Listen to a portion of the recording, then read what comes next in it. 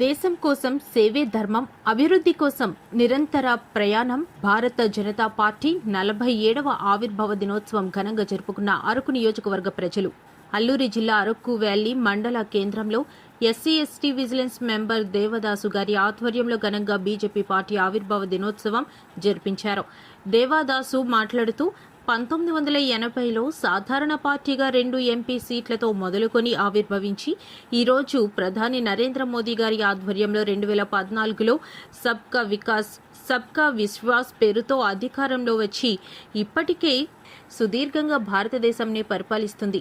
అన్ని ప్రపంచంలోనే అతిపెద్ద పార్టీగా ఎదిగింది అన్నీ కొనియాడారు.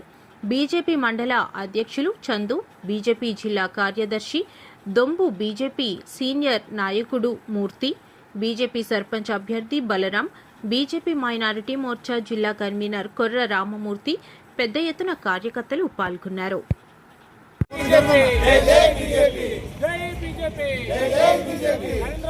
నరేంద్ర మోడీ గారి నాయకత్వం, నవీన్ గారి నాయకత్వం, అన్న గారి నాయకత్వం, మోడీ గారి నాయకత్వం.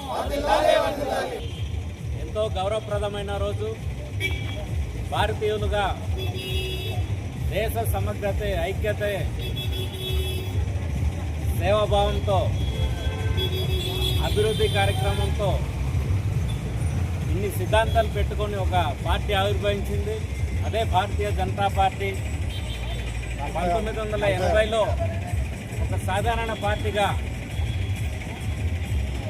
రాజకీయ ప్రవేశం చేసి 2 ఎంపీలతో మొదలైన ఈ ప్రస్థానం ఈనాడు సబ్కా సాథ్, సబ్కా వికాస్, సబ్కా విశ్వాస్ పేరుతో భారతదేశంని మించిపోయి ప్రపంచంలోనే అతిపెద్ద పార్టీగా ఆవిర్భవించిన రోజు మన భారతీయ జనతా పార్టీకి ఉంది.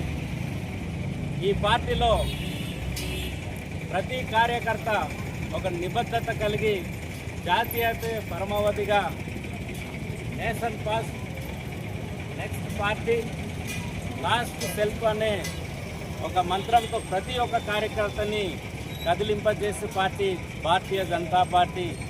ఈనాడు వరుసగా 2014, 2019, 2024 వరుసగా 3 దఫాలుగా గౌరవ ప్రధానమంత్రి నరేంద్ర మోడీ గారి ఆశీర్వాదంతో ఆయన ఒక నాయకత్వంలో ఈనాడు భారతదేశాన్ని మనం పరిపాలిస్తున్నాం.